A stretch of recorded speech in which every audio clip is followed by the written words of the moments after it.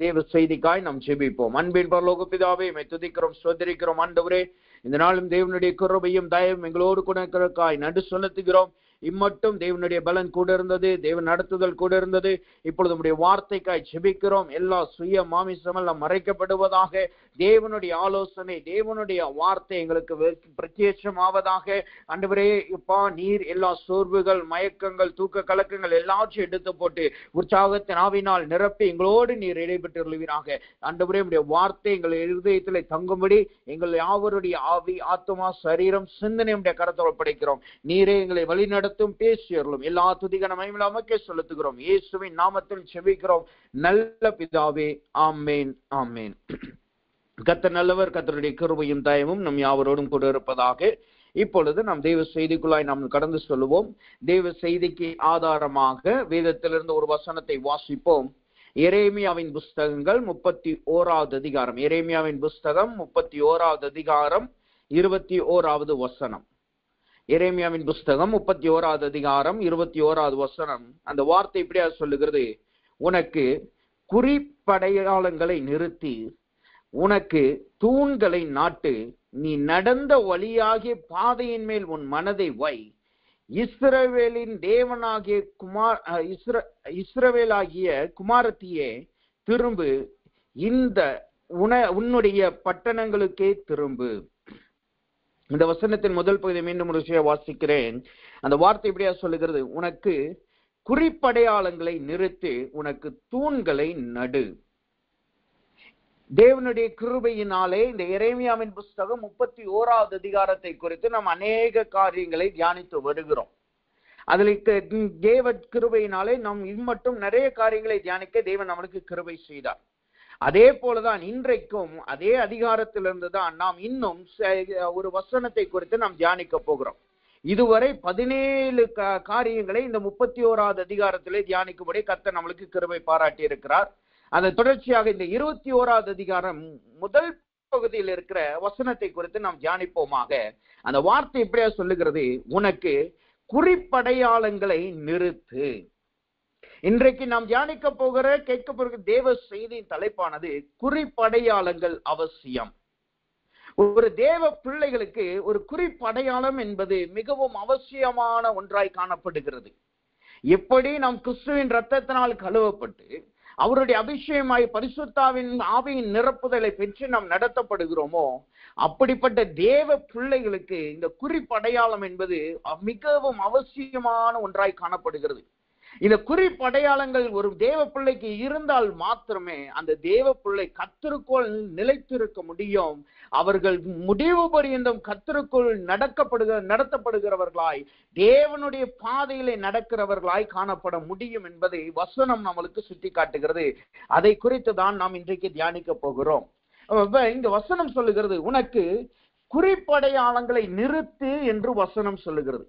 குறிப்படையாளம் என்றால் என்ன அர்த்தம்? அது எதை காட்டுகிறது? குறிப்படையாளம் என்றாலே அதை நீங்க இன்னொரு வார்த்தையிலே நாம் பார்த்தோம் என்றால் அது ஒரு பாதை அடையாளம் என்று சொல்லப்படுகிறது. ஏன்னா நீங்க அந்த வசனத்திலே நீங்க படிச்சு பார்த்தீங்கன்னா அது நீ நடந்த வழியை பாதையின் மேல் உன் மனதை வை என்று சொல்லுகிறது. அப்ப குறிப்படையாளம் என்பது அது பாதையில் காணப்படுகிற அடையாளங்கள். அதாவது இன்றைக்கு நம்மளோட டைரக்ட்ல ரோட்ல நம்ம போனோம்னா நிறைய சைன் போர்டை நம்ம பார்க்கிறோம். குறிப்பா நீங்க இந்த காடுகள்ல ட்ரக்கிங் போறவங்கள நீங்க பாத்தீங்கன்னா அவர்கள் மலைக்கோ அல்லது காடுகள் பகுதிக்குள்ள ட்ரக்கிங் போகும்போது அவங்க ஒவ்வொரு அடையாளங்களை போட்டு சொல்லுவாங்க. ஏன்னா இந்த வழியில தான் நம்ம வந்தோம், அந்த காட்டுக்குள்ளேயே நம்ம சுத்திக்கிட்டு இருக்கல, இந்த வழியில தான் வந்தோம், இதே வழியில தான் நம்ம திரும்பி போனோம்னு சொல்லி ஒரு குறிப்படையாளங்களை வைப்பார்கள். அதுதான் இந்த குறிப்படையாளம் அல்லது பாதையின் அடையாளம் சொல்லப்படுகிறது.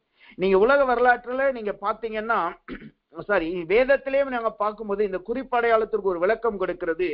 எரேமியாவின் புஸ்தகம் 50வது அதிகாரம் 5வது வசனத்தை வாசிக்கும் போது இந்த குறிப்படையாளம் என்பது எப்படிப்பட்டது என்று வசனம் நம்மளுக்கு சுட்டி காட்டுகிறது. எரேமியாவின் புஸ்தகம் 50வது அதிகாரம் 5வது வசனம் இப்படியா சொல்லுகிறது: மறக்கப்படாத நித்திய உடன்படிக்கையினால் நாம் கர்த்தரை சேர்ந்து கொள்ளுவோம் வாருங்கள் என்று சீயோனுக்கு நேராய் முகங்களை திருப்பி சீயோனுக்கு போகிற வழி எதுவென்று கேட்டு விசாரிப்பார்கள். சீயோனுக்கு போகிற வழி எது என்று கேட்டு விசாரிப்பார்கள். அப்ப இந்த குறிப்படையாளம் என்பது அல்லது பாதையின் அடையாளம் எதற்காக அங்கு வைக்கப்படுகிறது? அது ஒரு விசாரித்து போவதற்காக. அவர்கள் செல்லுகிற பாதை இதுதான், அல்லது இந்த வழியில தான் அவங்க போகணும், இந்த வழியில போகக்கூடாது என்று விசாரிப்பதற்காக வைக்கப்படுகிறதான்.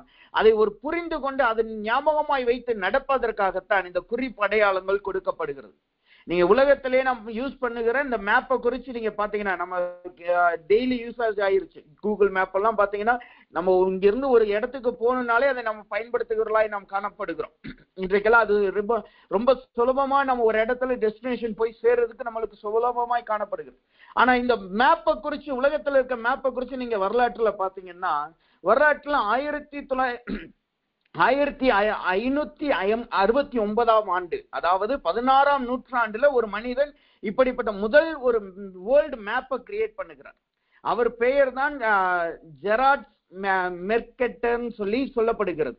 அவருடைய மேப்பை வச்சுதான் அந்த காலத்திலே அவர்கள் பயன்படுத்தி இருக்கிறாங்க. ஆனா அவர் எப்படி பயன்படுத்தினார்னா, அவர் நேர்குறி என்கிற ஒரு அளவுகோலை வச்சுதான் அவர் உலகத்தின் முதல் வரைபடத்தையே அங்கு உருவாக்குதல அவர் முக்கியஸ்தராக காணப்பட்டார்.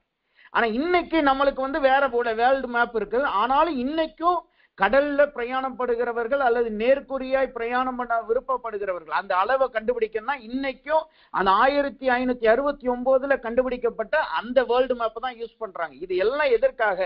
நிலத்தின் வரைபடத்தை அறிந்து பாதையின் வழியை கண்டுபிடிக்கிற ஒரு அடையாளமாய் காணப்படுகிறது.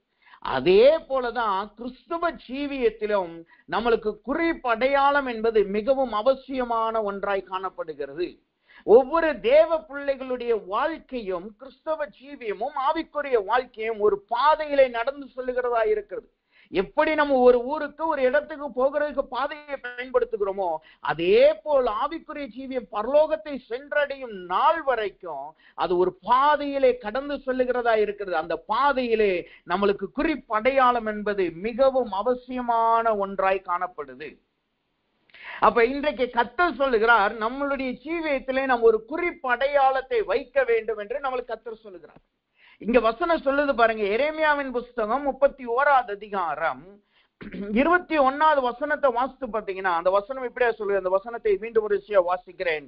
எரேமியா 31:21 இப்படியா சொல்லுகிறது, உனக்கு குறிப்படையாளங்களை நிறுத்து, உனக்கு தூண்களை நாட்டு, நீ நடந்த வழியாகிய பாதையின் மேல் உன் மனதை வை, இஸ்ரவேலாகிய குமாரத்தியை திரும்பு, இந்த உன்னுடைய பட்டணங்களுக்கே திரும்பு.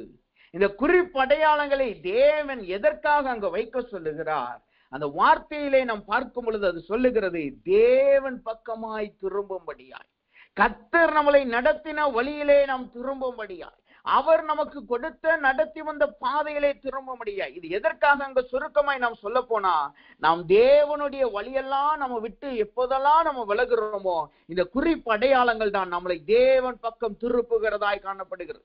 நாம் இந்த பூலோகத்திலே இருக்கிறோம், மனிதர்களாய் காணப்படுகிறோம். அநேக நேரம் நம்மளுடைய ஆவிக்கும் மாம்சத்திற்கும் யுத்தம் நடந்துகிட்டு இருக்கு. நீங்க ஜபத்துல இருக்கும்போது நல்ல ஆவியில நிறைஞ்சிருப்பீங்க. ஜபத்தை விட்டு போகும் பொழுது மாம்சீகத்தின் போராட்டங்கள் ஆரம்பிக்கும். சில பேருக்கு ஜபத்துல இருக்கும் போதே ஆவிக்குரிய போராட்டத்துல இருப்பாங்க. எப்படி? அவர்கள் ஜபத்துல இருப்பாங்க, ஆனா அவர்கள் சிந்தனைகள், நினைவுகள் எல்லாமே இன்னொரு காரியத்தை குறித்து யோசித்து கொண்டு இருக்கும்.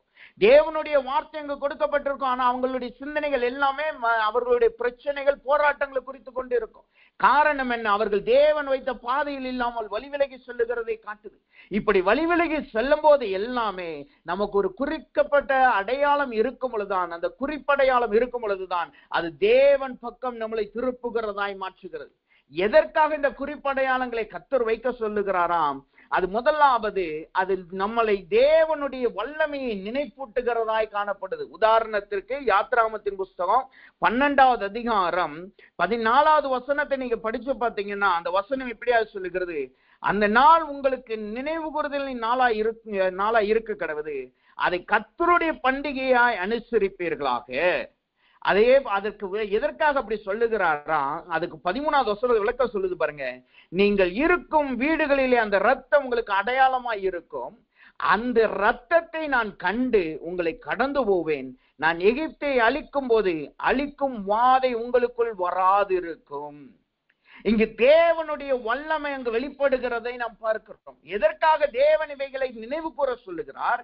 எதற்காக குறிப்படையாளங்களை ஒவ்வொரு தேவ பிள்ளைகளை வைக்க சொல்லுகிறார்? தேவனுடைய வல்லமையை அவர்கள் அறிந்து கொள்ளும்படியாய். ஏனென்றால் அநேக நேரம் நாம் தேவனை விட்டு வழிவிலகுவதற்கான காரணம் என்ன? அநேக நேரம் நாம் தேவன் வைத்த பாதையை விட்டு விலகிறதுக்கான காரணம் என்ன? நம்முடைய போராட்டம் நம்மளுடைய காட்டிலும் மேன்மையானது என்று எண்ணுகிறதுனால், நம்மளுக்கு எதிராய் வருகிற போராட்டங்களை நம்மளால் மேற்கொள்ள முடியாது. நம்மளுக்கு விரோதமாய் வருகிற போராட்டங்களுக்கு நம்மளை காட்டிலும் பலன் வாய்ந்தது என்பதை நாம் நினைக்கிறபடினால்தான் அந்நேரத்துலதான் நம்ம மனிதர்களை நம்பி ஓடுறோம், உலகத்தை நம்பி ஓடுறோம், தேவனை விட்டு விலகுகிறவர்களாய் காணப்படுறோம். அதனாலதான் கர்த்தர் சொல்லுகிறார், உங்களுக்கு ஒரு குறிப்படையாளங்கள் நினைவு கூறுதலை வைத்துக் கொள்ளுங்கள். காரணம் என்ன? அதில் தேவனுடைய வல்லமையை நினைப்பூட்டுவதற்காக. தேவன் எப்படியெல்லாம் கிரியை செய்கிறார், தேவன் நம்முடைய சத்துருக்களை கடந்த நாட்கள் எப்படி நிர்மூலமாக்கினார், நாம் கடந்து வந்த பாதையிலே அவருடைய வல்லமை எப்படி வெளிப்பட்டது என்பதை நினைவு கூறும்படியாகத்தான் தேவன் இப்படிப்பட்ட குறிப்படையாளங்களை நம்மளுக்கு வைக்க சொல்லுகிறார். இரண்டாவதாக, எதற்காக குறிப்படையாளங்களை தேவன் வைக்க சொல்லுகிறார்? அது நம்மளுடைய வாழ்க்கையிலே இந்த நாட்களில் நடைபெறுகிற போராட்டங்கள். அது ஆவிக்குரிய போராட்டங்களா இருக்கலாம், மாம்சத்தின் போராட்டங்களா இருக்கலாம், பாவத்தின் போராட்டங்களா இருக்கலாம், ஏன் உபதேசங்களை குறித்ததான போராட்டங்கள். இன்றைக்கு பாவத்தின் போராட்டத்தை காட்டிலும் உலகத்திலே, குறிப்பாய் தமிழகத்துல உபதேசத்தை குறித்ததான போராட்டங்கள் நடந்து கொண்டு இருக்குது. எது உபதேசம் கரெக்டானது, எது தேவன் அங்கீகரிக்கிறார், எதை தேவன் அங்கீகரிக்க மாட்டேங்கிறான்னு சொல்லி ஒருவருக்குள்ள அது வீட்டுக்குள்ளேயே கலகம் வந்ததை போல் காணப்படுகிறது. இப்படிப்பட்ட காரியங்களிலிருந்து, தினந்தோறும் வருகிற போராட்டத்திலிருந்து, பிரச்சனையிலிருந்து நாம் தப்பித்துக் கொள்வதற்காக தான் தேவன் இப்படிப்பட்ட குறிப்படையாளங்களை கொடுக்கிறார். அது மாத்திரமல்ல, நம்முடைய சந்ததியார், நம்முடைய பிள்ளைகள், நம்மளுடைய சந்ததியார் ஒரு நாட்களில் வருகிற போராட்டங்களை மேற்கொள்வதற்காகத்தான் தேவன் இப்படிப்பட்ட குறிப்படையாள. உதாரணத்திற்கு நீங்க பாத்தீங்கன்னா 1 கொரிந்தியர் புஸ்தகம் 11வது அதிகாரம் 25 மற்றும் 26வது வசனத்தை வாசித்து பார்த்தீங்கன்னா, வசனம் இப்படியா சொல்லுகிறது, போஜனம் பண்ணின பின்பு அவர் அந்தபடியே பாத்திரத்தை எடுத்து, இந்த பாத்திரம் என் ரத்தத்தினால் ஆகிய புதிய உடன்படிக்கை இருக்கிறது, நீங்கள் இதை பானம் பண்ணும் போதெல்லாம் என்னை நினைவு கூறுங்கள் என்று நினைவு கூறும்படி இதை செய்யும்படி. இங்க நாம் பார்க்கிறோம், இயேசு கிறிஸ்து அப்பத்தையும் பாத்திரத்தையும் கொடுத்து அவர்களுக்கு நினைவு கூறும்படி அதை செய்யும்படி கர்த்தர் அவர்களுக்கு கற்றுக் கொடுக்கிறதை நாம் பார்க்க முடிகிறது. காரணம் என்ன?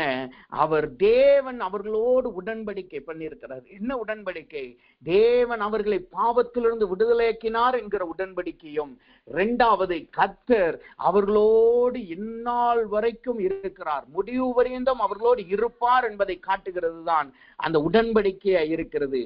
அப்ப இந்த உடன்படிக்கையை நாம் நினைவு கூறும் போதெல்லாம், நம்மளுக்கு ஒரு போராட்டம் வரும்பொழுது, பிரச்சனை வரும்போது அதை நாம் மேற்கொள்ள முடியும். நம்முடைய சந்ததிக்கு ஒரு போராட்டம் வரும்போது, பிரச்சனை வரும்போது அதை மேற்கொள்ள முடியும். அதற்காகத்தான் தேவன் இந்த நாட்களிலே நம்மளுக்கு குறிப்படையாளங்களை வைக்கும்படி அங்கு கற்றுக் கொடுக்கிறார். இங்க எரேமியா 31வது அதிகாரத்திலே கர்த்தர் இஸ்ரவேல் ஜனங்களை மீட்டுக் கொள்ளுவேன் என்று சொல்லுகிறார்.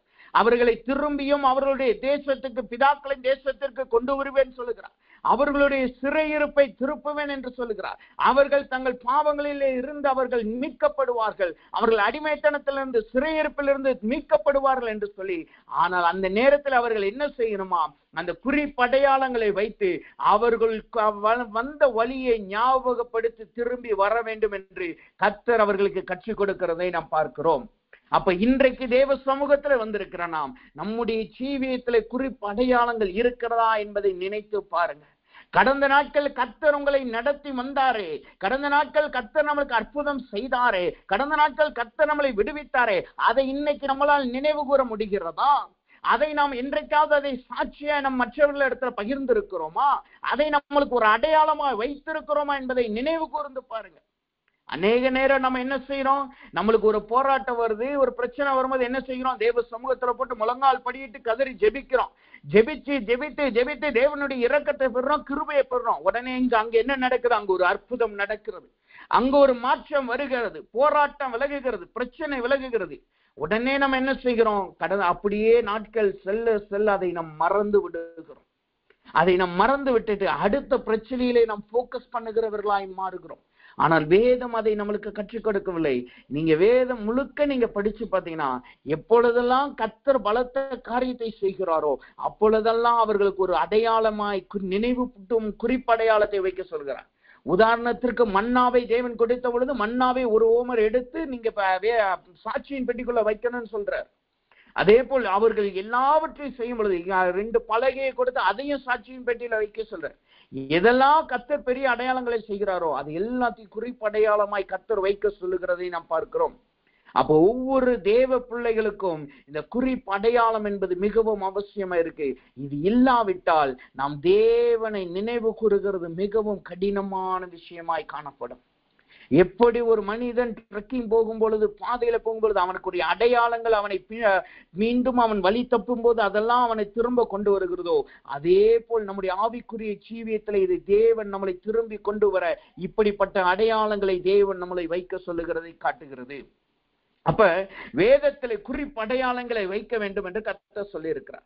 இங்க எரேமியா 31:21 சொல்லுகிறது எப்படிப்பட்ட குறிப்பு அடையாளங்க வைக்கணுமா. அங்க வசனம் அப்படியே சொல்லுகிறது பாருங்க. எரேமியா 31:21 பாத்தீங்கன்னா முதலாவதாக அங்க சொல்லுகிறது, தூண்கள் என்னும் குறிப்படையாளங்களை வையுங்கள். நீங்க வேதத்துல 2 விதமான எழுத்தின்படியான குறிப்படையாளங்கள் இருக்கிறது. அதாவது கண்களால் பார்க்கக்கூடிய குறிப்படையாளங்கள். ஒண்ணு, அதை எரேமியா 31:21 சொல்லுகிறது தூணை நிறுத்தி என்று சொல்லுகிறது. அது தூண் என்கிற குறிப்படையாளம். ஒரு தேவ பிள்ளைக்கு தூண் என்கிற குறிப்படையாளத்தை அங்க கர்த்தர் வைக்கிறதை நாம் பார்க்கலாம். அதே போல இன்னொரு குறிப்படையாளமும் வேதம் நம்மளுக்கு கற்றுக் கொடுக்கிறது. 2 ராஜாக்களின் புஸ்தகம் 23வது அதிகாரம் 17வது வசனத்தை வாசித்து பார்த்தீங்கன்னா அங்கு சொல்லப்படுகிறது, அப்பொழுது அவன் நான் காண்கிற அந்த குறிப்படையாளம் என்ன என்று கேட்டதற்கு அந்த பட்டணத்து மனுஷர் அது யூதாவிலிருந்து வந்து நீ செய்த இந்த கிரியைகளை பெத்தேலிலே பலிபீடத்திற்கு விரோதமாய் கூறி அறிவித்த தேவனுடைய மனுஷனின் கல்லறை என்றார்கள். தேவனுடைய மனுஷனின் கல்லறை, அங்கு கல்லறை ஒரு குறிப்படையாளமாய் காணப்படுகிறது. இதை காட்டுகிறது. ஒவ்வொரு தேவ பிள்ளைகளுடைய வாழ்க்கையிலும் 2 விதமான குறிப்படையாளங்கள் இருக்குது. ஒண்ணு தூண் என்கிற குறிப்படையாளம், 2வது கல்லறை என்கிற குறிப்படையாளம். இது 2க்குமே வித்தியாசம் இருக்கிறது. தூண் என்கிற குறிப்படையாளம் எதை காட்டுகிறது? அந்த எரேமியா 31:21 சொல்லுகிறது, நீங்கள் திரும்பி வரும்படி, நீங்கள் நடந்து வந்த வழியிலே உங்கள் மனதை வைக்க என்று சொல்லப்படுது. அப்ப அது எதை காட்டுது? தேவன் பக்கம் திரும்புகிறதற்கு, தேவனால் நடத்தப்படுகிறதற்கு, தேவனுடைய பாதையில நிலைத்திருப்பதற்காய் வைக்கப்படுகிற குறியடையாளம். ஆனா இந்த கல்லறை என்பது எது? அது நம்மளால் செய்யப்பட்ட தவறுகள் அல்லது பாவத்திற்கு அடையாளமாய் காணப்படுகிற குறிப்படையாளம். இது 2க்கும் வித்தியாசம் இருக்கிறது. தூண் என்கிற குறிப்படையாளம் நம்மளை பலப்படுத்துவதற்கும் நம்மளை தேவன் பாதையிலே நிற்க வைக்கிறதுக்கும். ஆனா கல்லறை என்கிற குறிப்படையாளம் அது நாம் செய்த தவறுகளை சுட்டி காட்டி நாம் போன வழிகளின் பொல்லாத வழிகளை நம்மளுக்கு நினைப்பூட்டுகிற குறிப்படையாளமாய் காணப்படுகிறது. ஆனா இங்க எரேமியாவின் புஸ்தகம் 31:21 கர்த்தர் என்ன சொல்லுகிறார்? இப்படிப்பட்ட குறிப்படையாளத்தை இந்த நாட்களிலே நாம் நினைவு கூற வேண்டும் என்று சொல்லுகிறார். அவர் கர்த்தர் நடத்தி வந்த பாதையாகிய அந்த தூண் என்கிற குறிப்படையாளத்தை தான் நம்மளை நினைவு கூறும்படி இந்த நாட்களிலே கர்த்தர் நம்மளுக்கு கற்றுக் கொடுக்கிறார். அந்த எரேமியா 31:21 வாசிக்கிற அந்த வசனம் தெளிவாய் சொல்லுகிறது பாருங்க. உனக்கு குறிப்படையாளங்களை நிறுத்தி, உனக்கு தூண்களை நாட்டு, நீ நடந்து வந்த பாதையின் மேல் உன் மனதை வை. அப்ப இன்றைக்கு நம்மளை கர்த்தர் கல்லறை என்கிற குறிப்படையாளத்தை நினைவு கூற சொல்லல, அதை வைக்க சொல்லல. அதற்கு பதிலாய் எப்படிப்பட்ட குறிப்படையாளத்தை வைக்கிறார் சொல்லுகிறார்? தூண் என்கிற குறிப்படையாளத்தை வைக்க சொல்லுகிறார்.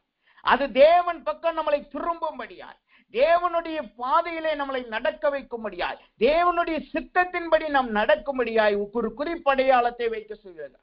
இதுக்கு வேதத்துல அநேக அர்த்தங்கள், அநேக அடையாளங்கள் இருக்கிறது, அநேக உதாரணங்கள் இருக்கிறது. ஆனா இன்றைக்கு தேவ சமூகத்துல 2 தூண்கள் என்கிற குறிப்படையாளத்தை பார்த்து அது நம்முடைய வாழ்க்கையில இருக்கிறதா என்பதை நாம் கவனித்து அதை தேவ சமூகத்திலே ஒப்பு கொடுப்போமாக. முதலாவதாக தூண் என்கிற குறிப்படையாளத்திற்கான முதல் உதாரணத்தை வேதத்திலிருந்து நாம் பார்த்தோம் என்றால் ஆதியாகமத்தின் புஸ்தகம் 28வது அதிகாரம் 18வது வசனத்தை வாசிக்கும் போது அந்த வார்த்தை இப்படியா சொல்லுகிறது. தூண் என்கிற குறிப்படையாளத்திற்கு ஒரு உதாரணம் ஆதியாகமம் 28வது அதிகாரம் 18வது வசனம். அதிகாலையிலே யாக்கோபு எழுந்து தன் தலையின் கீழ் வைத்திருந்த கல்லை எடுத்து அதை தூணாக நிறுத்தி அதன் மேல் எண்ணெய் வார்த்து. இங்கு ஒரு தூண் என்கிற ஒரு குறிப்படையாளத்தை நாம் பார்க்க முடியும். யாக்கோபு தன் சகோதரனை ஏமாற்றிட்டு தன் தகப்பனின் ஆசீர்வாதத்தை பெறுகிறான். அவனை கொலை செய்வேன் என்று ஏசாத்து அவனை துரத்துகிறான். அந்த சமயத்துல ஆபிரகாமும் அவனுடைய மனைவியும் அவனை அழைத்து அவனுடைய மாமனார் வீட்டுக்கால போக சொல்லுகிறார்கள். அவன் பிரயாணப்பட்டு போகிற வழியிலே அவன் நித்திரை பண்ணும்படியாய் ஒரு கல்லை தன் தலைக்கு கீழே வச்சு தூங்குகிறான். அந்த நேரத்துல கர்த்தர் வெளிப்படுகிறார். உடனே அந்த நித்திரையிலிருந்து எழுந்த உடனே அவன் அங்கு ஒரு தூணை நிறுத்துகிறதை நாம் பார்க்கிறோம். இந்த தூண் என்கிற குறிப்படையாளத்தை யாக்கோபு தன்னுடைய ஜீவியத்திலே முதல் அவன் நிறுத்துகிறதை நாம் பார்க்கிறோம். அவன் முதல் விஷயம் வீட்டை விட்டு வெளியில வருகிறான். அவன் கூடாரவாசியா இருந்தான் என்றுதான் அவனை குறித்த வசனம் சொல்லுது. ஏசாவை குறித்து நீங்க பார்க்கும் பொழுது அவன் வேட்டைக்கு செல்லுகிறவனாயும் வேட்டையாடுகிறவனாய் இருந்தான். ஆனா யாக்கோபை குறித்து சொல்லுது வசனம், அவன் கூடாரவாசியா இருந்தான். அவன் முதல் தன் கூடாரத்தை விட்டு தன் தகப்பனை விட்டு யாருமே இல்லாம தனியா புறப்பட்டு வர்றான். அந்த நேரத்துல கர்த்தர் அவனை அழைக்கிறார், கர்த்தர் அவனோடு பேசுகிறார். உடனே அங்க என்ன செய்கிறான்? அவன் குறிப்படையாளத்தை அங்கு நிறுத்துகிறதை நாம் பார்க்கிறோம். இந்த குறிப்படையாளத்தை நிறுத்தினதற்கான காரணம் என்ன? அங்கு கர்த்தர் அவனோடு இடைபடுகிறார். அது எதை காட்டுகிறது? இந்த குறிப்படையாளத்திற்குரிய அர்த்தம் அல்லது அது எதை காட்டுது? தேவன் அவனோடு இருந்த காலத்தை காட்டுகிறது. தேவன் அவனோடு பேசினதை காட்டுது. அதை காட்டிலும் இன்னொரு காரியம் அந்த வசனம் சொல்லுகிறது. யாத்ராமத்தின் 35வது அதிகாரம், ஆதியாகமத்தின் புஸ்தகம் 35வது அதிகாரம் 3வது வசனத்தை பார்த்தீங்கன்னா அந்த கல்லை குறிச்சு அந்த வசனம் சொல்லுது பாருங்க. நாம் எழுந்து பெத்தேலுக்கு போவோம் பாருங்கள், எனக்கு ஆபத்து நேரிட்ட நாளில் என் விண்ணப்பத்துக்கு உத்தரவு அருளி செய்து. இந்த தூண் என்கிற குறிப்படையாளம் எதுவாய் காணப்படுகிறது? அவன் ஆபத்து நாட்களில் பண்ணின விண்ணப்பத்தின் பதிலை காட்டுகிறது. அவன் ஆபத்தின் நாட்களில் கர்த்தர் அவனுக்கு பதில் கொடுத்தார் அல்லவா? அவன் ஆபத்தின் நாட்கள் கர்த்தர் அவனோடு இருந்தார் அல்லவா? அவன் எல்லாராலும் ஒதுக்கப்பட்ட பொழுது, தன் சொந்த சகோதரனால் வெறுக்கப்பட்டு, தன் தகப்பனாலும் தன் தாயினாலும் துரத்தப்பட்ட பொழுது கர்த்தர் அவனோடு இருந்தார் அல்லவா? அந்த அனுபவத்தை அவன் நினைவு கூறும்படியாக அங்கு தூணை நிறுத்துகிறதை நாம் பார்க்கிறோம். இந்த வசனத்தை அப்படியே நம்முடைய வாழ்க்கையில ஒப்பிட்டு பாருங்க.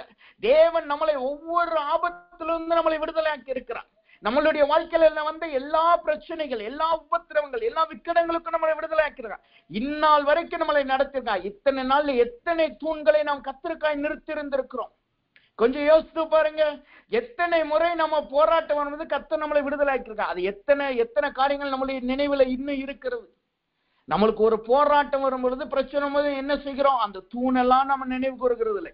அதற்கு பதிலாய் நாம் தேவனை நம் கேள்வி கேட்கிறவர்களாயும், ஆண்டவரே எப்படியாவது விடுதலை ஆக்குங்க போராடுகிறவர்களா தான் இருக்கிறோம். ஆனா இங்க என்ன நடக்குது பாருங்க. யாக்கோபு தேவனுக்காய் அவன் புறப்பட்டு அவன் ஆசீர்வாதத்தை சுதந்திரிக்கும் புறப்பட்டு என்பது முதல் ஒரு தூணை நிறுத்துகிறான். அந்த தூண் எப்பொழுது அவனுக்கு நினைவு கூறப்படுகிறது? அவனுடைய பிள்ளைகள் பாவம் செய்து அவனுடைய வாழ்க்கை ஆபத்துல போகும் பொழுது கர்த்தரே அவனுக்கு நினைப்பூட்டுகிறார். வசனம் சொல்லுது பாருங்க. அந்த ஆதியாகமத்தின் புஸ்தகம் 35வது அதிகாரத்துல அவன் சொல்லுகிறான், கர்த்தர் என் ஆபத்து நேரிட்ட நாட்களின் விண்ணப்பத்துக்கு உத்தரவு அருளி செய்து அவருக்காக நிறுத்தின தூணுக்கு நம்ம போவோம்னு சொல்லுகிறான். எதனால? அவனுடைய சூழ்நிலை அங்கு என்னவாய் காணப்படுது? அந்த ஆதியாகமத்தின் புஸ்தகம் 34வது அதிகாரம் கடைசி வசனம் 30வது வசனத்தை நீங்க படிச்சு பார்த்தீங்கன்னா அந்த வசனம் இப்படியா சொல்லுகிறது. அங்க வசனத்துல யாக்கோபு தன் குமாரர்களை பார்த்து சொல்றான், என் வாசனைகளை நீங்கள் கெடுத்து. அடுத்ததாய் சொல்ற பாருங்க, எனக்கு என்னை கலங்க பண்ணி என் குடும்பம் அழியும்படி செய்தீர்கள் என்று வசனம் சொல்லு. அவனுடைய வாசனை அங்கு கெடுக்கப்பட்டு போயிருச்சு. தன்னுடைய குமாரர்களை நிமித்தமாய் அவர்கள் குமாரர்கள் என்ன செய்யறாங்க? 26வது வசனம் இப்படியே சொல்லுது, அவர்கள் எமோரியரின் குமாரனை சீகேமை கொன்று அவர்களுடைய எல்லா பொருட்களையும் கொள்ளையடிச்சுட்டு வர்றாங்க. ஆடு மாடு கழுதைகளை பட்டணத்துல இருக்க வயல்வெளியில இருந்தவர்கள் எல்லாத்தையும் கொள்ளையடிச்சுட்டு வர்றாங்க. அப்படி கொள்ளையடிச்சுட்டு வந்ததுனால இங்க யாக்கோபு பயப்படுறான். ஏன்னா அவங்கிட்ட இருந்த ஜனங்கள் அதிகமானவர்கள், இவன்கிட்ட இருந்த ஜனம் கொஞ்சம் ஜனம். இன்னொன்னு, யாக்கோபுக்குன்னு இருந்த நல்ல பெயரை அவனுடைய குமாரர்கள் அங்க கெடுத்துட்டாங்க. அவனுக்கு இருந்த நல்ல சாட்சி அவர்கள் கெடுத்து போட்டார்கள். அவனுக்கும் யாக்கோபுக்கும் அங்கிருந்து அவனுக்கும், அதாவது 26வது வசனம் சொல்லுகிறபடி, எமோரியருக்கு இடையில இருந்த நல்ல உறவை, நல்ல ஒரு ஒருமனப்பாட்டை அவர்கள் குலைத்து போட்டார்கள். அதனாலதான் யாக்கோபு சொல்றான், என்னுடைய வாசனையை நீங்கள் கெடுத்து, என் சாட்சியை நீங்க கெடுத்துட்டீங்க, எனக்கு இருந்த நல்ல பேரை நீங்க கெடுத்துட்டீங்க, நான் வச்சிருந்த நல்ல உறவை கெடுத்து போட்டீங்க. 2வது சொல்றான், என்னை நீங்கள் கலங்கம் பண்ணினீர்கள் என்று சொல்லுகிறான். 30வது சொல்ல பாருங்க, என் வாசனைகளை நீங்கள் கெடுத்ததினாலே என்னை கலங்க பண்ணினீர்கள். அவனுடைய சூழ்நிலை இப்ப எப்படி காணப்படுது? அவனுடைய இருதயம் கலக்கம் நிறைந்த இருதயமாய் காணப்படுகிறது. அதுக்கு முன்னாடிதான் அவனுடைய சொந்த சகோதரனுக்காய் கலங்குகிறான், அவனை குறித்து பயப்படுறான். உடனே கர்த்தர் அங்க விடுதலை கொடுத்திருக்கார், கர்த்தர் அவனை நடத்துகிறார். 32வது அதிகாரத்துல இருந்து நம்ம பார்க்கும்போது இப்பதான் அவன் வருஷங்களாய் இருந்த பயம் நீங்கி, சகோதரனை குறித்ததான பயம் நீங்கி, இப்பதான் கொஞ்சம் சமாதானம் நிறைஞ்சு வர்றான். இப்பதான் கொஞ்சம் சந்தோஷம் அவன் வாழ்க்கையில வருது. அவன் போய் சொந்தமா ஒரு இடத்துல நிக்கிறான். அந்த இடத்திலும் அவனுடைய சொந்த குமாரர்கள் மீண்டும் அவனுக்கு கலக்கத்தை கொண்டு வருகிறாங்க. 3வது அவனே சொல்றான் பாருங்க, எனக்கு கலங்கம் உண்டாக்கிய கலங்க பண்ணினீர்கள், நான் கொஞ்சம் ஜனம் உள்ளவன், அவர்கள் எனக்கு விரோதமாய் கூட்டம் கூடி நானும் என் குடும்பமும் அழியும்படி என்னை வெட்டி போடுவார்களே என்றான். என்ன நடக்குது? முதலாவது அவன் வாசனை கெட்டு போகிறது, அவன் சாட்சி கெட்டு போகுது. 2வது அவனுடைய இருதயம் கலக்கம் அடைகிறது. 3வது அவனுடைய குடும்பம் இப்பொழுது அழியிற சூழ்நிலையில் இருக்கு. அவனுடைய குடும்பத்தை அழிக்க போகிறார்கள். மற்ற எமோரியர்கள் வந்து அவர்கள் அநேகராய் இருக்கிறபடினால், இவர்கள் கொஞ்சமாய் இருக்கிறபடினால் இவர்களை நிர்மூலமாக்க போறாங்க. இவர்கள் குடும்பமே இல்லாமல் அழிந்து போக போகிறது. ஏன்னா எமோரியனுடைய ராஜாவினுடைய குமாரனை கொன்னுட்டாங்க. அப்ப பலிக்கு பலி தீர்த்தால் யாக்கோபு அங்கு கொல்லப்படுவான், யாக்கோபினுடைய குமாரர்கள் கொல்லப்படுவார்கள், அவன் சந்ததியே அங்கு அழிக்கப்பட்டு போயிடும். கர்த்தரால் கொண்டு வந்த சந்ததியே அங்கு அழிக்கப்பட்டு போயிடும். ஆனா அங்கதான் கர்த்தர் அவனுக்கு சொல்லுகிறார். என்ன சொல்லுகிறார்? 35வது அதிகாரம் 1வது வசனத்துல கர்த்தர் யாக்கோபை நோக்கி சொல்லுகிறார் பாருங்க. தேவன் யாக்கோபை நோக்கி, நீ எழுந்து பெத்தேலுக்கு போய் அங்கே குடியிருந்து நீ உன் சகோதரனாகிய ஏசாவின் முகத்திற்கு விலகி ஓடின போது உனக்கு தரிசனமான தேவனுக்கு அங்கே ஒரு பலிபீடத்தை உண்டாக்கி என்றார். எந்த இடத்துல? பெத்தேல் என்கிற இடத்துல. எந்த இடம் அவனுக்கு லூசா இருந்து பெத்தேலாய் மாற்றப்பட்டதோ, வானத்தின் வாசலாய் தேவனுடைய வீடாய் அது மாற்றப்பட்டதோ, அதே இடத்துக்கு கர்த்தர் அவனை திரும்ப வர பண்ணுகிறார். அந்த குறிக்கல்லை அல்லது குறி அடையாளத்தை அவனுக்கு திரும்ப நினைவூட்டுகிறதை நாம் பார்க்கிறோம். அப்ப கர்த்தர் சொல்லுகிறார், எதற்காக தேவன் நம்மளை குறிப்படையாளத்தை வைக்க சொல்லுகிறார்? நம்முடைய வாழ்க்கையில ஒரு போராட்டம் வரும் பொழுது, பிரச்சனை வரும் பொழுது அவைகளை நினைப்பூட்டும்படியாய். நமக்கு குறிப்படையாளம் எதற்காய் அவசியமாய் இருக்கிறது? நம்முடைய வாழ்க்கையில ஒரு வாசனை கெடுக்கப்பட்டு போகும் பொழுது, நம்முடைய வாழ்க்கையில ஒரு கலக்கங்கள் நம்முடைய வாழ்க்கையில வரும் பொழுது, அல்லது நம்முடைய குடும்பமே அழிந்து போகிற சூழ்நிலை வரும் பொழுது, இந்த குறிப்படையாளங்களை தான் கர்த்தர் நம்மளுக்கு நினைப்பூட்டுகிறவராய் காணப்படுகிறார். அதனாலதான் இஸ்ரவேல் ஜனங்களுக்கு சொல்லுகிறார், நான் உங்கள் சிறையிருப்பை திருப்ப போகிறேன், உங்களுக்கு ஒரு குறிப்படையாளங்களை நிறுத்துங்கள். இன்றைக்கு தேவ சமூகத்திலே வந்திருக்கிற நம்மளை நோக்கி கர்த்தர் சொல்லுகிறார், உங்களுக்கு நீங்கள் முதலாவது ஒரு குறிப்படையாளங்களை நிறுத்துங்க. கடந்த நாட்கள் கர்த்தர் உங்களை விடுதலையாக்கினார் அல்லவா? கடந்த நாட்கள் நீங்கள் ஓடி போகிறவர்களுக்கு கர்த்தர் உங்களுக்கு தரிசனமானார் அல்லவா? ஆபத்து நாட்கள் உங்களுக்கு தேவன் வெளிப்பட்டார் அல்லவா? அதை இன்றைக்கு முதலாவது நினைவு கூறுங்கள். அதை நினைவு கூர்ந்து அதை உங்களுடைய குறிப்படையாளங்களாய் நிறுத்துங்கள் என்று கர்த்தர் சொல்லுகிறார். இது பழைய ஏற்பாட்டு காலத்திலிருந்து புதிய ஏற்பாட்டு காலம் வரைக்கும் கர்த்தர் அவர் தம்முடைய ஜனங்களுக்கு கட்சி கொடுத்த காரியமாய் இருக்கிறது. உதாரணத்துக்கு நீங்க வேதத்துல பார்த்தீங்கன்னா, நம்ம ஏற்கனவே பார்த்த அந்த பஸ்கா பண்டிகை இஸ்ரவேல் ஜனங்களுக்கு ஒரு குறிப்படையாளமா இருந்தது. ஏன்னா எகிப்தில இருந்து கர்த்தர் அவர்களை விடுதலையாக்கினா, அந்த வாதை இனிமேல் உங்களிடத்துல வராது என்று சொன்னார். அதே போல் புதிய ஏற்பாட்டில பஸ்காவை ஆட்டுக்குட்டியானவர் 1 கொரிந்தியர்ல நீங்க படிச்சு பார்த்தீங்கன்னா, பஸ்கா எனும் ஆட்டுக்குட்டி என்று சொல்லப்படுது. யாரை? கிறிஸ்துவை சொல்லப்படுது. அதுதான் நம்மளுக்கு கொடுக்கப்பட்டுள்ள அந்த திருவிருந்தை காட்டுகிறது. அது நம்மளுக்கு ஒரு குறிப்படையாளம் இருக்கு. எதென்றால் கர்த்தர் நம்மளுக்காய் மரித்தார், அவர் நம்மளை மீட்க வல்லமையுள்ளவராய் இருக்கிறார், அவர் சகலத்தையும் ஜெயித்தவராய் காணப்படுறார். இது எல்லாமே நம்மளுக்கு ஒரு குறிப்படையாளங்கள். இன்றைக்கு கர்த்தர் கேட்கிறார், உங்களுடைய ஜீவியத்தில் நீங்கள் குறிப்படையாளங்களை நிறுத்தி இருக்கிறீங்களா? உங்களுக்கு கலக்க வரும் பொழுது நீங்க அந்த குறிப்படையாளத்தை நினைவு கூறுகிறீர்களா? உங்கள் வாசனைகள், உங்கள் சாட்சிகள் பொய்யான காரியத்தினாலோ, உங்கள் பிள்ளையினாலோ, உங்கள் குடும்பத்தினாலோ கெடுக்கப்படும் பொழுது அந்த குறிப்படையாளங்கள் உங்களுக்கு காணப்படுகிறதா என்பதை கர்த்தர் கேட்கிறார். கர்த்தர் இஸ்ரவேல் ஜனங்களை விடுதலையாக்குகிறார்.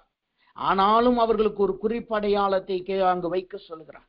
இன்றைக்கு தேவன் நம்மளை விடுவிக்க வல்லவராய் இருக்கிறார். ஆனால் அவர் நம்மளுக்கு ஒரு குறிப்படையாளத்தை வைக்க சொல்லி நம்மளுக்கு கற்றுக் கொடுக்கிறார். அவர் விடுவிக்க வல்லமையுள்ள தேவன், அவர் வல்லமை நிறைந்த தேவன். ஆனாலும் நம்மளுக்கு ஒரு குறிப்படையாளம் நம்மளுக்கு அவசியமாய் இருக்கிறது. அந்த குறிப்படையாளம் மாத்திரமே நம்மளை விடுதலையாக்கும். பவுலுக்கு ஒரு குறிப்படையாளம் இருந்தது. எது தெரியுமா? அவன் அப்போஸ்தலர் புஸ்தகம் 9வது அதிகாரத்திலே இயேசுவை முகமுகமாய் அந்த ஒளியின் தேவனை தரிசித்தான் அல்லவா? அதை 22வது அதிகாரத்திலே திரும்ப அகிரிப்பா ராஜா முன்னாடி அவன் சொல்றான்.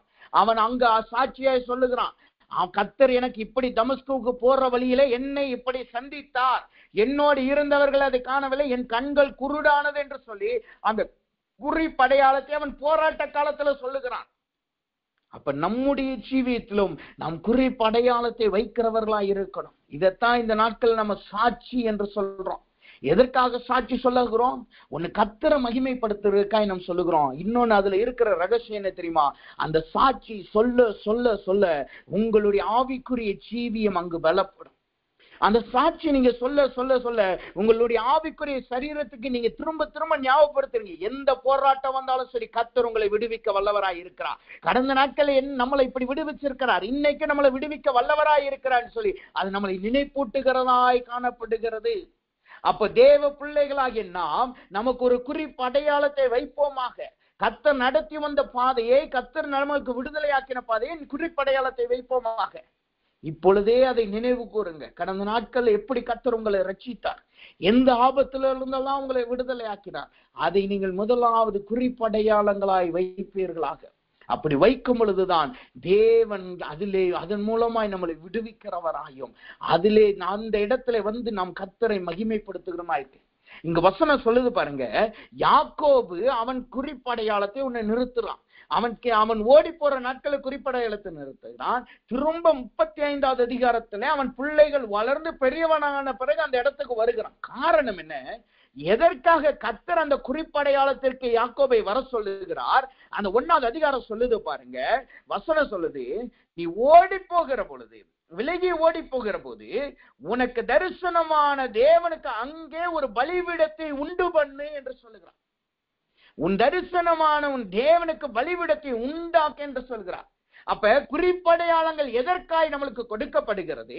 ஒன்னு நம்முடைய வாசனை கெடுக்கப்படுகிற நாளிலே, கலக்கம் உண்டாகுகிற காலங்களே, அழிக்கப்பட போகிற காலங்களே நாம் ஓடி போகிறதற்காகவும், 2வது அதிலே நாம் கர்த்தருக்கு ஒரு பலிபீடத்தை கட்டுவதற்காய். அப்படின்னா என்ன அர்த்தம்? கர்த்தருக்கு ஏற்ற சுகந்த வாசனையை எழுப்பும்படியாய். கர்த்தருக்கேற்ற சுகந்த வாசனை அது எதை காட்டுகிறது? கர்த்தரை துதிக்கிற துதியை காட்டுகிறது. அப்ப குறிப்படையாளங்கள் எதற்காக நம்மளுக்கு வைக்கப்படுகிறது? நாம் ஓடி போவதற்கும், 2வது கர்த்தரை துதிப்பதற்காகவும். இதனாலதான் சொல்லப்படுகிறது, நான் எந்த சூழ்நிலையிலும் மனரம்யமாய் இருக்க கற்றுக்கொண்டேன். உபத்திரவமானாலும் சரி, பட்டினியானாலும் சரி, மனரம்யமாய் இருக்க கற்றுக்கொண்டேன். எப்பொழுதும் கர்த்தரை ஸ்தோத்திரிங்க. எதற்காக சொல்லப்படுகிறது? நம்முடைய உபத்திரவத்திலும் நாம் கர்த்தரை துதிக்கிறவர்களாய் காணப்படணும். நம்முடைய போராட்டத்திலும் நாம் கர்த்தரை துதிக்கிறவர்களாய் காணப்படணும். நாம் அப்ப அவரை குறித்து முறுமுறுக்க கூடாது.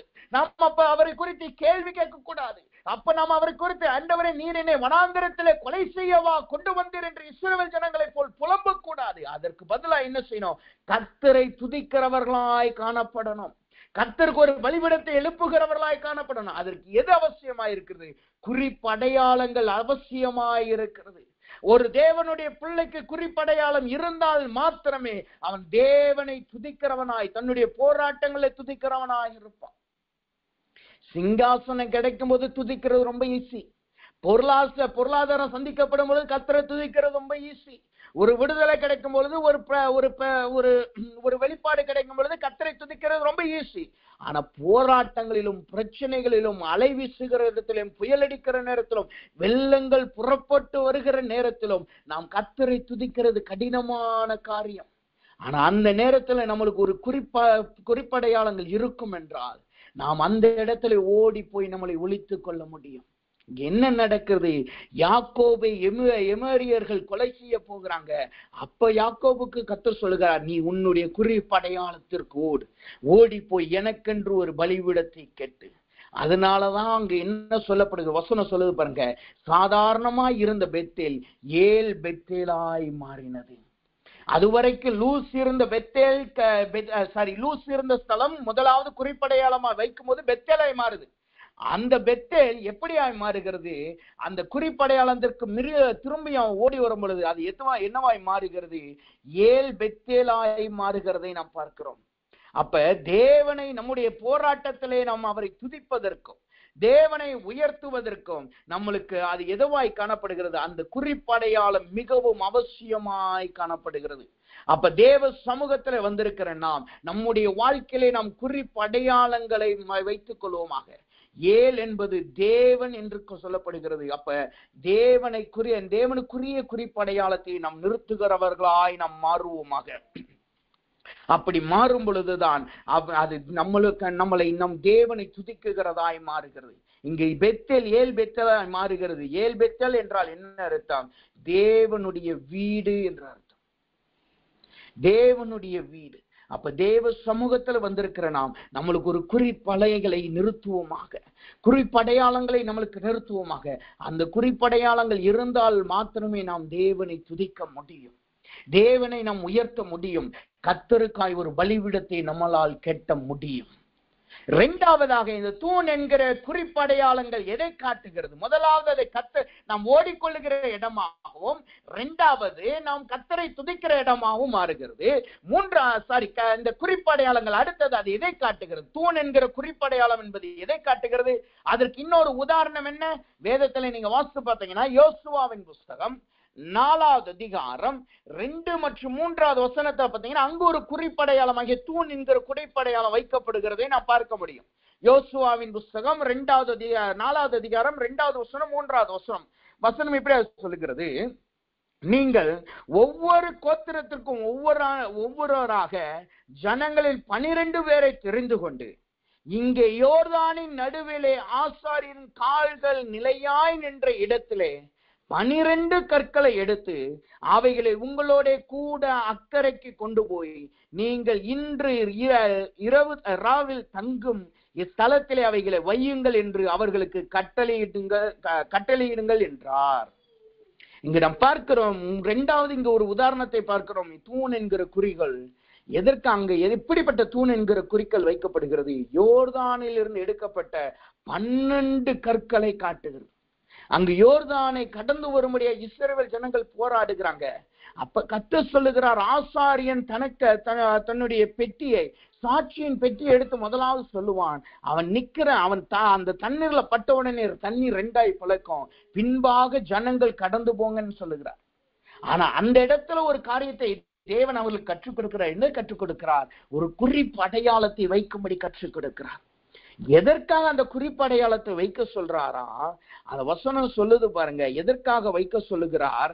6வது வசனம் சொல்லுங்க, நாளைக்கு இந்த கற்கள் ஏதென்று உங்கள் பிள்ளைகள் உங்களை கேட்கும் பொழுது நீங்கள் கர்த்தருடைய உடன்படிக்கை பெட்டிக்கு முன்பாக யோர்தானின் தண்ணீர் பிரிந்து போனதினால் அவைகள் வைக்கப்பட்டிருக்கிறது. யோர்தானை கடக்கிற போது யோர்தானின் தண்ணீர் பிரிந்து போயிற்று. ஆகையால் இந்த கற்கள் இஸ்ரவேல் புத்திரருக்கு என்றென்றைக்கும் நினைப்பூட்டும் அடையாளம் என்று சொல்லுங்கள் என்றார். எதற்காக அங்கு அந்த குறிக்கல் வைக்கப்படுகிறது? அவனுடைய சந்ததிக்கு நினைப்பூட்டும்படியா அங்கு வைக்கப்படுகிறது. கர்த்தர் எப்படியெல்லாம் அவர்களை நடத்தி வந்தார் என்பதை காண்பிப்பதற்காக அங்கு வைக்கப்படுகிறதை பார்க்கிறோம். அந்த வசனத்தை இன்னும் விளக்கமாய் நம்ம பார்க்கணும்னா அதே அதிகாரம் 20வது வசனத்துல இருந்து நீங்க வாசித்து பார்த்தீங்கன்னா வசனம் சொல்லுது, 21 சொல்லுது பாருங்க, நாளைக்கு உங்கள் பிள்ளைகள் இந்த கற்கள் யாதென்று தங்கள் பிதாக்களை கேட்கும் போது நீங்கள் உங்கள் பிள்ளைகளுக்கு அறிவிக்க வேண்டியது என்னவென்றால், இஸ்ரவேலர் வெட்டாந்தரை வழியா இந்த யோர்தானை கடந்து வந்தார்கள். இஸ்ரவேலர் வெட்டாந்தரையில் இந்த யோர்தானை கடந்து வந்தார்கள். என்ன அர்த்தம்? இயற்கைக்கு அப்பாற்பட்ட வழியிலே கர்த்தர் அவர்களை நடத்தினார். இயற்கைக்கு அப்பாற்பட்ட வழியிலே கர்த்தர் அவர்களை நடத்தினார் என்பதை காண்பிப்பதற்காக, தங்கள் சந்ததியார் கர்த்தரோடையே காணப்படும்படியார். அவர்கள் தொழுது கொள்ளுகிற தெய்வம் சாதாரண தெய்வம் அல்ல, அவர்கள் பின்பற்றுகிற தெய்வம் சாதாரண தெய்வம் அல்ல. அவர்தான் அண்ட சராசரங்களை உருவாக்கினார். அவர்தான் இயற்கைக்கு அப்பாற்பட்ட வழிகளிலே பிதாக்களின் சந்ததியை நடத்தினார் என்பதை காண்பிப்பதற்காக. அப்ப இந்த நாட்களே கர்த்தர் குறிக்கோளை நம்மளுக்கு எதற்காக வைக்க சொல்லுகிறார்? நம்முடைய சந்ததியும் தேவனுக்கு பயந்தவர்களாய் நடக்கும்படியாக, நம்முடைய சந்ததியும் ஜீவனுள்ள தேவனை பின்பற்றும்படியாக. அங்கு இஸ்ரவேல் ஜனங்களுக்கு ஏன் குறிகளை வைக்க சொல்லுகிறார்? வெட்டாந்தரையிலே கர்த்தர் நடத்தின காரணம் ஏன் அப்படி சொல்லுகிறார் தெரியுமா? அவர்கள் சுதந்திரிக்க போகிற தேசம் கானான் என்கிற தேசம். அப்ப கானான் பாகாலுக்கும் அங்க இருக்கிற பேகன் வொர்ஷிப் பண்ற கடவுள் உள்ளவர்கள். அந்த இடத்துல போயிட்டு அவர்களுக்கு ஒரு குழப்பம் வரலாம். தாங்கள் தொழுகிற தெய்வம் தான் உண்மையான தெய்வமா, அல்லது இங்க இருக்கிற வேல் அல்லது இங்க இருக்கிற பாகால் தான் உண்மையான தெய்வமா என்பதை அதுதான் பெரிய தெய்வமா என்கிற ஒரு குழப்பம் வரலாம். அந்த நேரத்தில் அவர்கள் இந்த கற்களை பார்க்கும் பொழுது, நம்முடைய பிதாக்களை தேவன் வெட்டாந்தரையிலே நடத்தி வந்தார் என்பதை அறிந்து கொள்ள முடியாது. கர்த்தர் தான் நம்மளை நடத்தி வந்தார் என்பதற்கு ஒரு அடையாளமாய் காணப்படும். ஏன் தெரியுமா? இதை இன்னொரு உதாரணத்தோடு ஒப்பிட்டு பார்த்தால் நன்றாய் நம்மளுக்கு புரியும். இஸ்ரவேல் ஜனங்கள் மோசே இல்லாதபடியினால் அங்கு ஒரு தங்கத்திலே ஒரு கன்றுக்குட்டியை செய்யறாங்க. எதுக்கு தெரியுமா? அவங்க சொல்றா பாருங்க, எங்களை எகிப்திலிருந்து நடத்தி வந்ததற்கென்று ஒரு தெய்வத்தை உண்டு பண்ணுங்க என்று சொல்றாங்க. அப்ப அங்கிருந்து ஜீவனுள்ள தேவனுடைய அடையாளம் அங்கு மறைக்கப்படுகிறது. அப்ப தேவன் இங்கு கற்களை எதற்காக வைக்க சொல்லுகிறார்? ஜீவனுள்ள தேவன் அவர்களோடு இருந்து கொண்டு இருக்கிறார், அவர்தான் வழி நடத்தினார் என்பதற்கு ஒரு சாட்சியின் அடையாளமாய் காணப்படுகிறது. இன்றைக்கு கர்த்தர் சொல்லுகிறார், நம்மளுக்கென்று ஒரு குறிப்பு அடையாளம் அவசியம். அது இருந்தால் மாத்திரமே நம்முடைய சந்ததி கர்த்தருக்குள் நிலைத்திருக்க முடியும். முதலாவது நாம் ஓடி ஒளிந்து கொள்வதற்கும் கர்த்தரை துதிப்பதற்கு குறிப்படையாளம் அவசியம். இரண்டாவது, எதற்காய் கர்த்தர் குறிப்படையாளத்தை வைக்க சொல்லுகிறார்? நம்முடைய சந்ததியும் கர்த்தரோடு நடக்கும்படியாய், நம்முடைய சந்ததியும் கர்த்தரோடு இணைந்திருக்கும்படியாய், நம்முடைய சந்ததியும் கர்த்தருடைய பிள்ளைகளாய் காணப்படும்படியாய், தேவனுடைய ஜனமாய் இருக்கும்படியாய். அது இருந்தால் மாத்திரமே நம்முடைய சந்ததி காணப்பட முடியும். அப்ப நம்முடைய சந்ததி தேவனோடு இருக்கணும்னா, நம்முடைய பிள்ளைகள் தேவனோடு இருக்கணும்னா, நம்மளுக்கு ஒரு குறிப்படையாளங்கள் அவசியமா இருக்கிறது. இங்க இந்த யோர்தான்ல அவர்கள் குறிப்படையாளத்தை வச்சாங்க. 2 குறிப்படையாளத்தை வச்சிருக்காங்க. இங்க பார்க்கும் பொழுது மேலோட்டமா பாத்தீங்கன்னா ஒரு செட் ஆஃப் கல்லு தான் வச்சிருக்கிறது நம்ம பார்க்க முடியும். 12 கோத்திரத்துக்கு 12 கல் வச்சாங்கன்னு சொல்லிதான் நம்ம மேலோட்டமாய் பார்த்தால் தெரியும். ஆனா நீங்க அதே 4வது அதிகாரம் 9வது வசனத்துல வாசித்து பாத்தீங்கன்னா வசனம் சொல்லுது, யோர்தானின் நடுவிலே உடன்படிக்கை பெட்டியை சுமந்து ஆசாரியர்கள் கால்கள் நின்ற இடத்திலே யோசுவா 12 கற்களை நாட்டினான். இது எங்க நாட்டுகிறான்? யோர்தானுக்கு நடுவுல. ஆனா அதே இத நீங்க 20வது வசனத்துல வாசித்து பாத்தீங்கன்னா வசனம் சொல்லுது, 12 கற்களையும் யோசுவா கில்காலிலே நாட்டினான். கில்கால் என்பது சமபூமி, யோர்தான் என்பது அது தண்ணீர் ஓடுகிற நதியை காட்டுது. அப்ப இங்க 2 செட்டான குறிப்படையாளங்கள் வைக்கப்படுகிறதை நாம் பார்க்கிறோம். வசனம் சொல்லுது பாருங்க, யோர்தானின் நடுவில் அவன் நிறுத்தினான், இந்நாள் மட்டும் அங்கே இருக்கிறது. அப்படின்னா என்ன அர்த்தம்? அது யோர்தானின் என்கிற போராட்டத்துல இன்னும் காணப்படுது. நம்முடைய சத்துருக்களுக்கு நடுவே அது கர்த்தர் இன்னும் வைத்திருக்கிறார். இன்னொன்னு கில்காலிலே நிறுத்தப்படுகிறது. கில்கால் என்பது சந்ததியாருக்கு அடையாளமாகவும், யோர்தான் நடுவில் வைக்கப்பட்டது தம்முடைய சத்துருக்கள் அடையாளமாய் காணப்படுது. ஏன் தெரியுமா?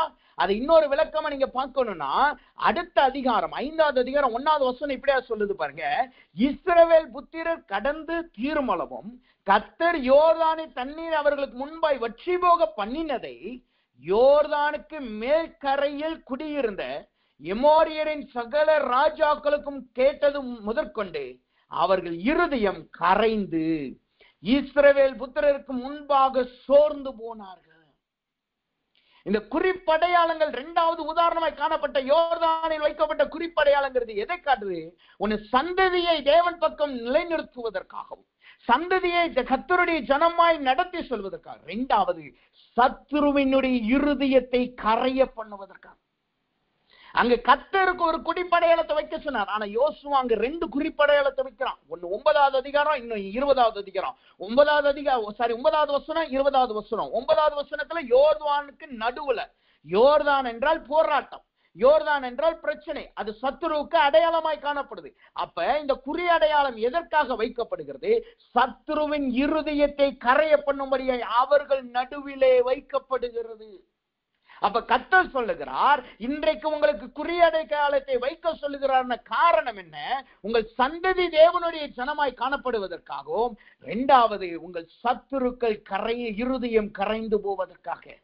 இங்க பாருங்க, யாருடைய இருதயம் கரைந்து போகுது பாருங்க, எமோரியரின் சகல ராஜாக்களுடைய இருதயம் கரைந்து போகுது.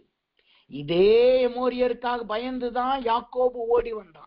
ஆனா இங்க யாருடைய இருதயம் கரைந்து போகுது பாருங்க, அந்த குறி அடையாளத்தினால் எமோரியரின் இருதயம் கரைந்து போகிறது. கர்த்தர் சொல்லுகிறார், உங்களுக்கு ஒரு குறிப்படையாளம் இருக்கும் என்றால் அது கர்த்தருடைய பலிபீடமாய் மாறும். அது பலிபீடமாய் மாறும் பொழுது கர்த்தர் தம்முடைய சத்துருக்களுக்கு நடுவாய் அந்த குறிப்படையாளத்தை வைப்பார். உங்கள் சத்துருக்கள் இருதயம் கரைந்து போகும், அவர்கள் சோர்ந்து போவார்கள். இன்றைக்கு உங்க சத்துருக்கள் உங்களுக்கு விரோதமாய் எழும்பி ஓடி வருகிறார்களா? நீங்க நினைக்கிறீங்களா அவர்கள் உங்களை அழித்து விடுவார்கள்? யாக்கோபை போல நீங்க சொல்லிக்கிட்டு இருக்கீங்களா, என் இருதயம் கலங்கி போயிருச்சு, என் குடும்பம் அழிக்கப்பட்டு போக போகுது, எமோரியர்கள் அநேகராய் இருக்கிறாங்க, என் சத்துருக்கள் அநேகராய் இருக்கிறாங்க, அவர்கள் என்னை மேற்கொள்ள போகிறார்கள் என்று புலம்பிக் கொண்டு இருக்கிறீர்களா? கர்த்தர் சொல்லுகிறார், இன்றைக்கு உங்களுக்கு ஒரு குறிப்படையாளத்தை நிறுத்துங்கள். அதை யோர்தானுக்கு நடுவே கர்த்தர் நாட்டுகிறார். அது இந்நாள் வரைக்கும் இருக்கிறது என்று வசனம் சொல்லுகிறது. அப்படி என்றால் என்ன அர்த்தம்? இன்றைக்கும் உங்கள் சத்துருக்களை கர்த்தர் இருதயத்தை கரைய பண்ண வல்லவராய் இருக்கிறார். இன்றைக்கு உங்கள் சத்துருக்களை கர்த்தர் கரைய பண்ண வல்லவராய் இருக்கிறார். இன்னொன்னு தெரியுமா? அந்த யோர்தானில வைக்கப்பட்ட கல் தண்ணீரினால் மூடப்பட்டது உண்மைதான். ஆனா அது சத்துருக்குள்ளேயே இருக்கிறதுனால அந்த சத்துருக்களை உள்புறமாய் கரைய பண்ணுகிறதாய் காணப்படுது. ஆக்சுவலா கல்கள் கரையப்பட்டு போயிருக்கணும், ஆனா சத்துருக்களின் இருதயம் அங்கு கரையப்பட்டதுன்னு தான் வசனம் சொல்லுங்க. நீங்க அடிக்கடி இந்த வார்த்தையை கேட்டிருக்கலாம். தீவிரவாதிகள் மத்தியில, அதாவது தற்கொலை படை என்று சொல்லுவாங்க. அவங்களுடைய பாடியிலேயே பாம்பு மாட்டிட்டு அவங்க யார் எதிரியா நினைக்கிறாங்களோ அவங்ககிட்ட போய் அவங்க ஒரு பட்டன் அழிச்சு அவங்களும் மரித்து போவாங்க, அவங்களை சுற்றி இருக்கிறவங்களும் மரித்து போவாங்க. இதே போலதான் நம்ம சிம்சோனுடைய வாழ்க்கையை பார்க்கலாம். சிம்சோன் கடைசி நாட்கள்ல அவனை சிறைபிடித்த பொழுது அவன் சொல்றான், இவர்களோடு நான் சாகும்படி, இவர்களையும் கொல்லும்படி கர்த்தரே என்னை ஒரு விஷயம் நினைத்தருளும் சொல்றான். உடனே கர்த்தர் பலத்தை கொடுக்கிறார். அவன் சாகும்போது கொன்றது, உயிரோடு இருக்கும்போது கொன்றதை காட்டிலும் சாகும்போது கொன்றவர்கள் அநேகர் என்று வசனம் சொல்லுது. அப்ப அதே போலதான் இந்த குறிப்படையாளங்கள். இது நாம போய் மரித்து போகிறதுல, கர்த்தர் அவர்கள் மத்தியிலே இருந்து கிரியை செய்வார். 1 சாமுவேலின் புஸ்தகத்திலே 5வது அதிகாரத்துக்கு அப்புறம் நீங்க பார்த்து பாத்தீங்கன்னா, தேவனுடைய பெட்டி சத்துருக்கள் நடுவில் இருக்கும் பொழுது அங்கு ஒரு கலகம் உண்டாகினது. அவர்களுடைய விக்கிரகங்கள் தள்ளப்பட்டு உடைக்கப்பட்டன. அவர்கள் மத்தியிலே கலகம் உண்டாகினது என்று இஸ்ரவேல் ஜனங்கள் கவனித்தார்கள் என்று வசனம் சொல்லுது. அப்ப நம்முடைய சத்துருக்கள் கலங்கப்பட்டு போகணும்னா, சத்துருக்களின் இருதயம் கரைந்து போகணும்னா, அவர்களுடைய இருதயம் அவர்கள் சோர்ந்து போகணும்னா, அங்கு ஒரு குறிப்படையாளம் நம்மளுக்கு அவசியமா இருக்கிறது. அப்ப இன்றைக்கு தேவ சமூகத்துல வந்திருக்கிறனா இந்த குறிப்படையாளம் என்கிற காரியத்தை நாம் வைப்போமாக. இதை நாம் அநேக பேர் புரிந்து கொள்ளவில்லை, இதை அநேக பேர் நாம் கவனம் செலுத்துறது கிடையாது.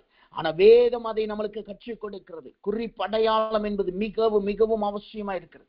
அப்ப இன்றைக்கு தேவ சமூகத்துல வந்திருக்கிறனா குறிப்படையாளத்தை நிறுத்தி அதிலே நாம் ஓடி ஒளிந்து கொள்ளுவோமாக. 2வது, அந்த குறிப்படையாளத்தின் மூலமாய் கர்த்தருக்கு ஒரு பலிபீடத்தை உருவாக்குவோமாக. 3வதாக, அந்த குறிப்படையாளம் வந்தது நிமித்தமாய் நம்முடைய சந்ததிகள் தேவனோடு நிலைத்திருக்கும். 4வது, அந்த குறிப்படையாளங்கள் சத்துருக்களின் இருதயத்தை கரைய பண்ணும். அப்ப இப்படிப்பட்ட 4 விதமான கிரியைகளை கொண்டதுதான் இந்த குறிப்படையாளமாய் காணப்படுகிறது. இது தூண் என்கிற குறிப்படையாளம். இது தூண் என்கிற குறிப்படையாளம். அப்ப கர்த்தருடைய தூண் என்கிற குறிப்படையாளம் நமக்கு அவசியமா இருக்கிறது. இன்றைக்கு உங்களுடைய குடும்பம் எப்படி காணப்படுது? போராட்டத்தில் இருக்கிறா, நீங்க கலக்கத்தில் இருக்கிறீங்களா? என் சத்துருக்களை என்னை மேற்கொள்ள போகிறாங்க, எமோரியர்கள் அதிகமா இருக்கிறாங்க, என் வாசனை கெட்டு போயிருச்சு, என் பிள்ளையின் நிமித்தமா, என் கணவரின் நிமித்தமா, என் மனைவி நிமித்தமா, என் பெற்றோரின் நிமித்தமா என் வாசனை கெட்டு போயிருச்சு, என் சத்துரு என்னை மேற்கொள்ள போறான், நான் வெட்கத்தினால மூழ்கி சாகடிக்கப்பட போகிறேன், நான் நிர்மூலமாக்கப்பட போகிறேன் என்று கலங்குகிறீர்களா?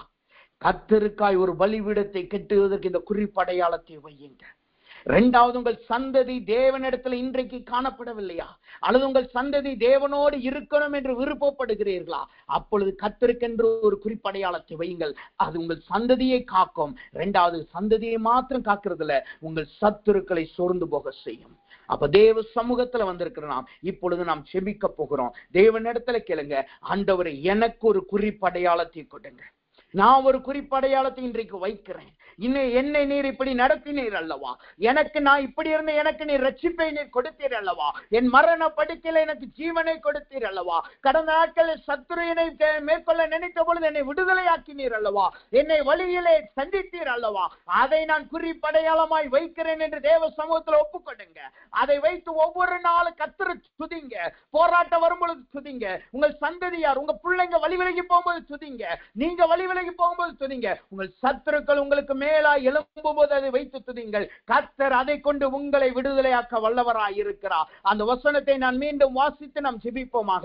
எரேமியாவின் புஸ்தகம் 31வது அதிகாரம் 21வது வசனம் அந்த வார்த்தை சொல்லுகிறது, உனக்கு குறிப்படையாளங்களை நிறுத்து, உனக்கு தூண்களை நாட்டு, நீ நடந்த வழியாகிய பாதையின் மேல் உன் மனதை வை. நாம் அதிக நேரம் கேள்விப்பட்டது, நாம் நடந்து வந்த பாதையிலே நாம் அதை மறந்து கர்த்தர் பகுதியில போகணும். ஆனா இங்க வசனம் சொல்லுது, நாம் நடந்து வந்த பாதையிலே நம் மனதை வைக்க வேண்டும். கர்த்தர் சொல்லுகிறார், நீங்க நடந்து வந்த பாதை எது? கர்த்தர் எந்த போராட்டத்துல இருந்து உங்களை விடுதலை ஆக்கினார்? எப்படிப்பட்ட விக்கனத்துல இருந்து உங்களை விடுதலை ஆக்கினார்? எப்படிப்பட்ட எமோரியரின் பிரச்சனையிலிருந்து கடந்த நாட்கள் உங்களை விடுதலை ஆக்கினார்? யாக்கோபு சொல்றான் பாருங்க, என் ஆபத்தின் நாட்களில் நான் விலகி ஓடும் பொழுது எனக்கு கர்த்தர் தரிசனமான. அப்படி எத்தனை பேர் இன்றைக்கு நாம் சொல்ல முடியும்? எத்தனை பேருக்கு நம்ம அதை நினைவு கூற முடியும்? இன்றைக்கு தேவ சமூகத்தில் ஒப்பு கொடுங்க. ஆண்டவரே, நான் ஒரு குறிப்படையாளத்தை வைக்கிறேன்.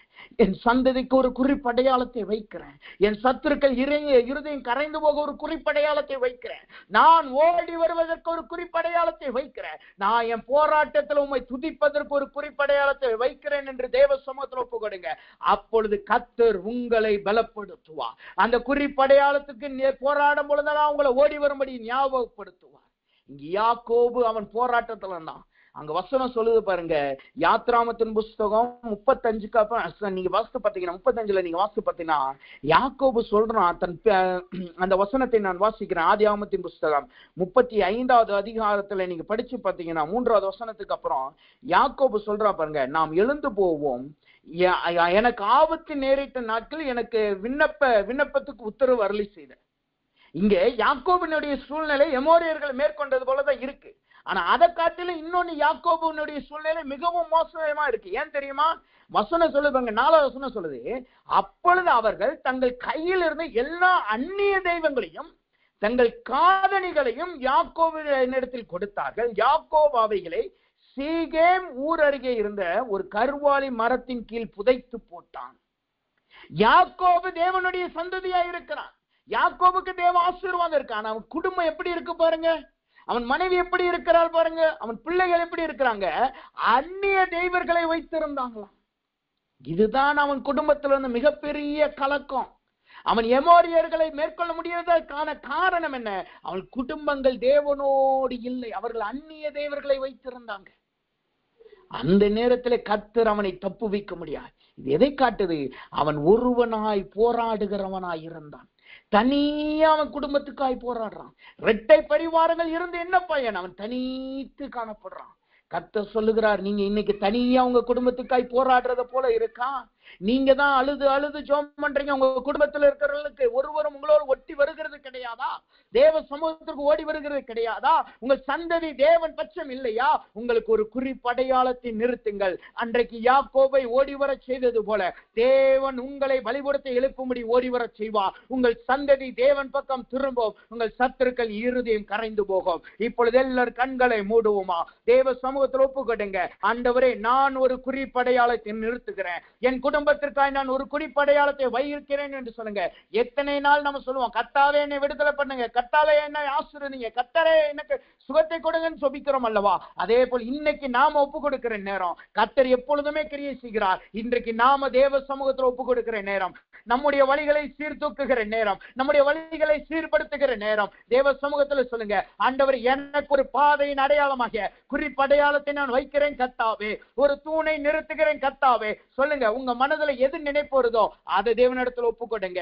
ஆண்டவரே, இந்த போராட்டத்துல என்னை விடுதலை ஆக்கினீரே, அதை நான் அடையாளமாய் வைக்கிறேன் என்று சொல்லுங்க. அது 10 வருஷத்துக்கு முன்னாடி நடந்ததா இருக்கலாம், அல்லது உங்கள் பிள்ளைகள் பிறப்பதற்கு முன்னாடி நடந்ததா இருக்கலாம், அல்லது கொஞ்ச நாட்களுக்கு முன்பாய் நடந்ததா இருக்கலாம். அது எதுவா இருந்தாலும் சரி, கர்த்தருக்கு தேவை ஒரு குறிப்பு அடையாளம் தான். கர்த்தரை துதிப்பதற்கு தேவை ஒரு குறிப்பு அடையாளம் தான். தேவ சமூகத்துல வைங்க, தேவனிடத்தில் ஒப்பு கொடுங்க. ஆண்டவரே, இந்த காரியத்தை நான் குறிப்படையாளமாய் வைக்கிறேன். என்னை நீர் இப்படி விடுதலை ஆக்கினீர் அல்லவா, இப்படி நீ நடத்தினர் அல்லவா, என் ஆபத்திலே என்னை விலக்கி பாதுகாத்தீர் அல்லவா, எனக்கு தரிசனமான தேவனாய் இருக்கிறீர் அல்லவா, இதை நான் குறிப்படையாளமாய் வைக்கிறேன் என்று சொல்லுங்க. கர்த்தர் அவைகளை கொண்டு உங்களை மீட்டுக் கொள்ளுவாராக. எல்லோரும் தேவ சமூகத்தில் ஒப்பு கொடுப்போமா? நாம் செபிப்போம். அன்பின் பரலோக பிதாவே, துதிக்கிறோம், ஸ்தோத்திரிக்கிறோம். இதனால் தேவனுடைய கிருபையும் தயவும் எங்களோடு கொடுத்ததுக்காய் நன்றி செலுத்துகிறோம் கர்த்தாவே. ஆண்டவரே, இன்றைக்கும் எங்களுக்கு ஒரு குறிப்படையாளத்தை குறித்து தேவன் எங்களோடு இடைப்பட்டதற்காய் நன்றி செலுத்துகிறோம். அதனுடைய முக்கியத்துவத்தை தேவன் எங்களுக்கு வெளிப்படுத்தினக்காய் நன்றி செலுத்துகிறோம். ஆண்டவரே, இந்நாள் முதற்கொண்டு உம்முடைய பிள்ளைகள் ஒரு குறிப்படையாளத்தை வைப்பார்களாக. குறிப்படையாளங்கள் உம்முடைய பிள்ளைகளுக்கு காணப்படுவதாக. கர்த்தர் வளர்த்து நடத்தி வந்த பாது, கர்த்தர் செய்த அற்புதத்தை இந்நாள் முதற்கொண்டு பிள்ளைகள் நினைவு கூறுவார்களாக. அது நிமித்தமா இவர்கள் போராட்டம் வரும் பொழுது, பிரச்சனை வரும் பொழுது, கலக்கம் வரும் பொழுது உம்மை துதிப்பார்களாக கர்த்தாவே. உம்முடைய பிள்ளைகளின் சந்ததியை தேவனுக்குள்ளாய் நிலைத்திருக்கும்படி அந்த குறிப்படையாளங்கள் உம்முடைய பிள்ளைகளுக்கு உதவி செய்வதாக. கிருபை பாராட்டுவீராக. அது மாத்திரமல்ல கர்த்தாவே, உம்முடைய பிள்ளைகளுக்கு விரோதமாய் எழும்புகிற எல்லா எமோரியர்களின் இருதயம் கரைந்து போவதாக. உம்முடைய பிள்ளைகளுக்கு விரோதமாய் எழும்புகிற எல்லா எமோரியரின் ராஜாக்களின் இருதயம் சோர்ந்து போவதாக. யாருமே இவர்களோடு யுத்தம் பண்ண புறப்படக்கூடாது கர்த்தாவே. எல்லாரும் சோர்ந்து போவார்களாக, பயந்து நடுங்குவார்களாக. இவர்களுடைய குறிப்படையாளங்கள் சத்துருக்களுக்கு பயத்தை கொண்டு வருவதாக. அப்படிப்பட்ட குறிப்படையாளத்தை உடைய பிள்ளைகளுக்கு கொடுத்து ஒவ்வொரு நாளும் நினைவு கூற கிருபை பாராட்டுங்க. அப்படி நீ சரிக்காய் நன்றி செலுத்துகிறோம். உடைய குறிப்படையாளத்தின் நிமித்தமாய் உடைய பிள்ளைகளை நீர் விடுவித்ததற்காய் நன்றி செலுத்துகிறோம். எல்லா துதி கண்ணா மகிமையிலாம செலுத்துகிறோம். இயேசுவின் நாமத்தில் செபிக்கிறோம் நல்ல பிதாவே. ஆமென், ஆமென், ஆமென்.